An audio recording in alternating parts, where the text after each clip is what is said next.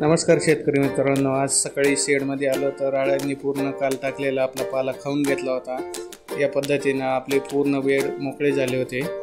तर चौथा उपवास उठल्यानंतरची आज आपली तिसरी फीडिंग राहील। कालच्या व्हिडिओमध्ये आपण बघितलं असेल तर आपण 40 फुटाचे 8 कप्पे केले होते। तर उद्या आज जर वेळ भेटला तर आज आपण 10 कप्पे करणार आहे किंवा मग उद्या आपण त्यानंतर शेतात जाऊन तुतीचा पाला कट करून घेतला आणि शेडमध्ये पूर्ण आणून टाकला। तसं 1.5 महिन्यापासून ऊन पडत नाही, पण पाल्याची क्वालिटी अजून पण चांगली आहे। शेडमध्ये आल्यानंतर आपण बेडवर या पद्धतीने पाला टाकून घेतला। लेबर काही भेटत नाही तर मग आपण स्वतः टाकून घ्यायचा।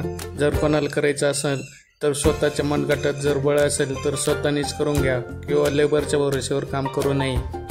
तर व्हिडिओ बघून बऱ्याच जणांचे फोन पण येतात, पण फोन उचलायला वेळ नसतो। तर मला व्हॉट्सअपला मेसेज टाकून ठेवायचा, वेळ भेटल्यावर मी तुम्हाला नक्की मेसेज करेल। तर मग तुम्ही म्हणशाल तर लेबर कुठं गेलं, तर लेबर सगळं आपल्याकडं आज सोयाबीन सोंगायची होती तर लेबर सगळं सोयाबीन सोंगायला आलं होतं।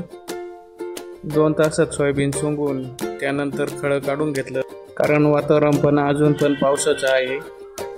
पावसाने आज उघड दिली होती, त्यानंतर आपण आज सोयाबीन पूर्णपणे काम करून घेतलं सोयाबीनचं।